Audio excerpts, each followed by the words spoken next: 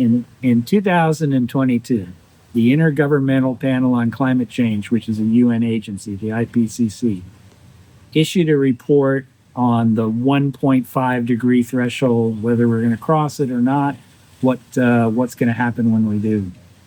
One of the things they said, which I thought was probably the most significant thing in the whole report, was that even if for some magical reason all humans were removed from the planet today and all fossil fuel emissions stopped immediately, all the targets you can talk about all suddenly achieved, it wouldn't matter as far as global warming goes. It would keep warming. And it would keep going on doing that decade after decade, century after century, maybe 6,000 years. We would lose ecosystems. We would have mass extinctions, including possibly ourselves. We would have terrible changes in weather and biodiversity in the oceans, and all kinds of catastrophes would happen irregardless if all the emissions stopped today. And the only thing we could do, which would really make an effect, would be to start taking carbon out of the atmosphere. To actually reverse climate change, we need to remove the legacy fossil emissions from the last couple hundred years. The trick is the miraculous properties of the element carbon. So carbon was formed in some distant star by some improbable reaction in physics that almost could never happen. And it comes to us by various means, arrives on our planet. Our planet is made partially of it, and all living things are based on carbon and its miraculous properties. One of those properties is its ability to transform into different things because it has allotropes, or different versions of itself. And under certain temperatures, pressures, different conditions, you can have a stalk of grass, which is carbon, a dry stalk, and that could be a diamond. Or it could be something that vulcanizes a rubber tire. Or it could be a tennis racket. Or it could be the shell of a car, Formula One race car.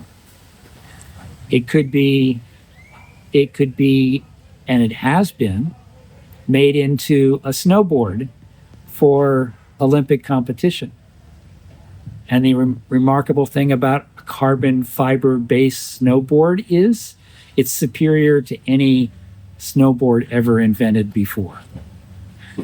But the same properties that you can make a Formula One race car from, biochar can be made to have hundreds of different uses that could be remarkable in how fast they displace major industries that currently use fossil fuels. You can make carbon steel. You can make batteries for electric vehicles. You can make various different forms of plastics that we currently consider to be forever plastics and dangerous, and micro plastics that are going to be in the ocean forever. No, actually, you could make polymers that in the presence of ocean water unzip and become just the raw carbon and other elements again. So this suddenly opens up this vast field. And one of the areas I've been exploring the most, which I think it holds the greatest promise, is biochar as a substitute for asphalt in highways. Now think about that. You have highways that are being repaired or being poured new all over the world every year. And these highways are typically surfaced with something that is the dredges of an oil refinery. It's the black, gooey, dirty, tarry stuff that nobody could sell for anything other than the tar on a road. It's the black bitumen, and it's toxic. When the sun shines on it in the summer months, it off gases, and that air is toxic to breathe. It causes cancer and birth defects. If it rains hard on it, it leaches that toxins, those fossil fuel based toxins, off into the surrounds, off into the verge of the highway, and then it gets into the food chain. So you're getting these toxins coming off it constantly, and you're adding every time you resurface it or patch a pothole. Well, you could do better just by using plant material that's been pyrolyzed and made into biochar and then made into bioasphalt. And it turns out that that's a superior product. In some cases, it can self-heal its own cracks. It lasts longer, costs less, and can be renewed every year from plants like bamboo that are easy and fast to grow.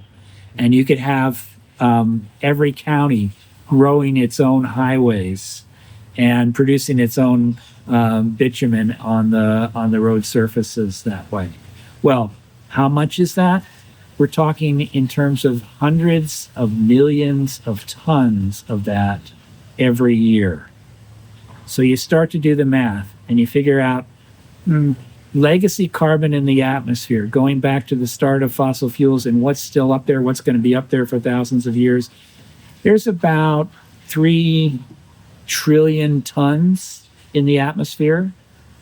You have to double that because when it goes out of the atmosphere, most of it goes into the ocean. And what happens is the ocean creates a kind of an equilibrium. It won't absorb more than it can handle. So it stays in kind of equilibrium with the atmosphere. And when you start to take carbon from the atmosphere, the ocean gives it back. So instead of looking at 3 trillion tons removal, we really start to think about 5-6 trillion tons is what needs to be taken out of the process, out of the cycle, and put into hard form, mineral form, the same way it was when it was fossil fuels. Before it was fossil fuels, it was deep underground, a mile underground. And that's the kind of long duration carbon that we really require on this planet at this point in time, not the labile carbon that goes up into the atmosphere and comes around and around in plants every year.